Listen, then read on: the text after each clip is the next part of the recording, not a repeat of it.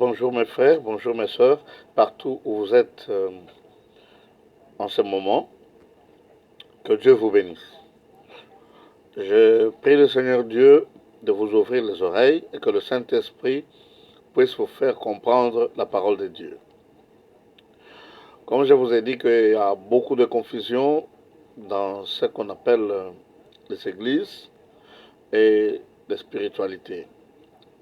Le plus grand problème se situe sur la compréhension des mots, des noms et des idées. C'est-à-dire quand Dieu a confondu la tour de Babel, les gens se sont divisés parce qu'ils ne se comprenaient pas.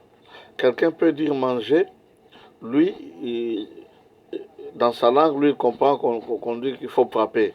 Alors c'est ainsi qu'il y a confusion. Et dans le monde entier, dans le milieu des païens, tout comme dans le milieu des enfants de Dieu, le plus grand problème, c'est la confusion. On dit la malcompréhension. Il a mal compris. C'est-à-dire, j'ai dit autre chose parce que j'ai dit autre chose, lui, il comprend autre chose. C'est ça le plus grand problème.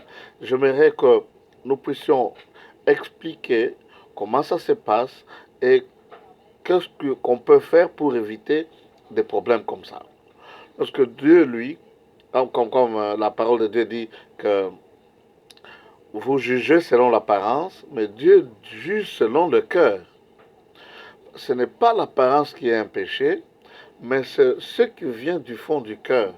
Comme il a déclaré un jour, il a dit que ce n'est pas ce qui entre dans la bouche qui suit l'homme, mais c'est ce qui sort de la bouche.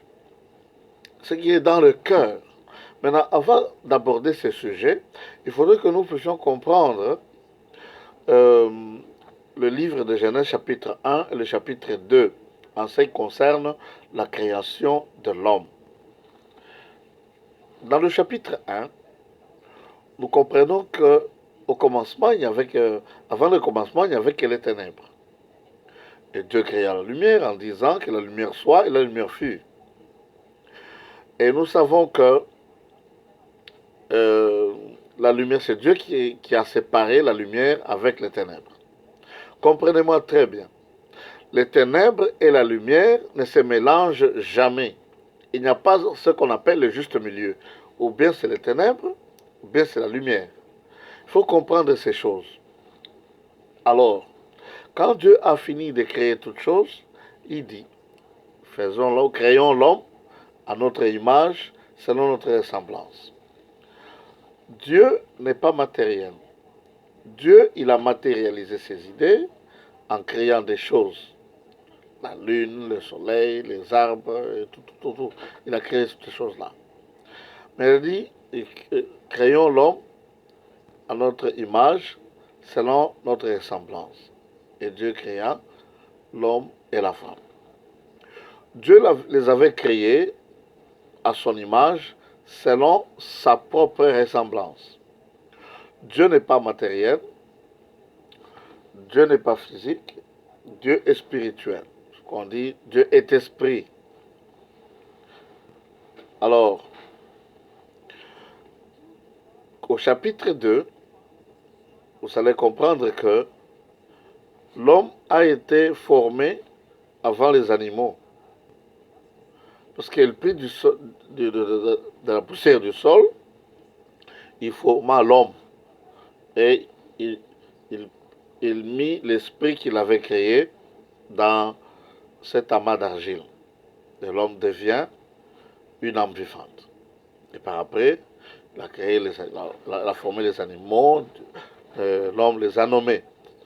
Tout ça, c'est très important dans la suite de nos enseignements et dans la vie de chacun de nous, et même dans l'œuvre de Dieu.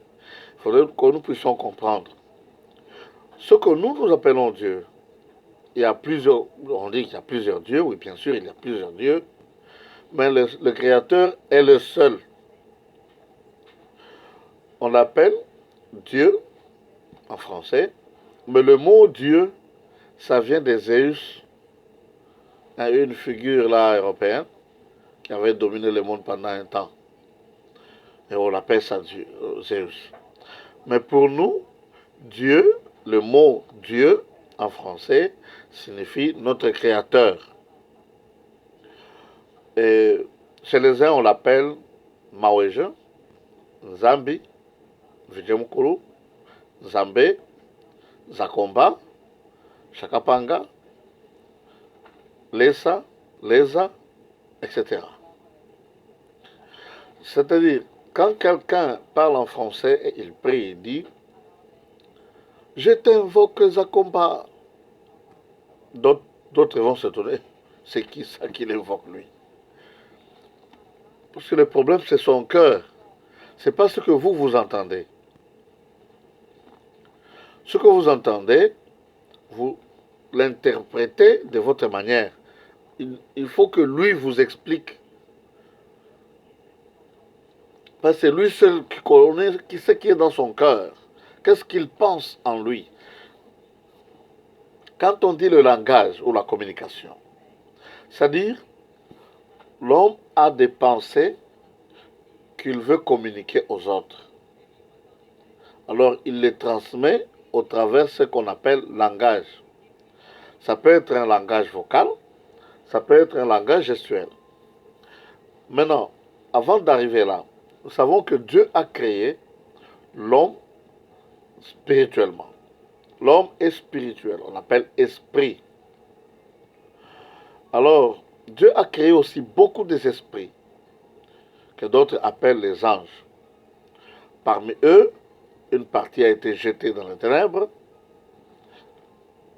les autres les appellent les démons, ou les esprits mauvais, ou on peut aussi les appeler les mauvais anges. Là, c'est en français, mais en swahili, esprit signifie mujimu, ou bien ro. Swahili commun du Katanga, on l'appelle mijimu. Mijimu mubaya, mijimu muzuri. Et Dieu, notre créateur, on l'appelle chef à mijimu. Parce qu'il est esprit. Dieu est esprit. Pourquoi on dit Mungu ni muzimu? C'est-à-dire muzimu en tant qu'esprit. Mais alors, quand quelqu'un meurt, s'il revient, on dit mujimu est revenu. C'est-à-dire l'esprit est revenu. Quand on dit mujimu, cela veut dire esprit. Quand on dit ange, cela veut dire esprit. C'est la même chose. Mais il y a les esprits humains et il y a les esprits célestes qu'on appelle les anges. Même Satan et les démons, ce sont des anges, ce sont des esprits. Maintenant, les esprits sont spirituels, ils vivent dans un monde qu'on ne voit pas par le corps matériel. Les choses spirituelles voient les choses matérielles. Dieu a créé quelque chose de matériel, la terre. Alors la terre est matérielle. Maintenant, pour entrer en contact avec le matériel, il faut avoir un corps matériel. C'est comme, qui dirait, une tenue, un accoutrement qui vous permet d'entrer en contact avec le monde extérieur. C'est le monde matériel.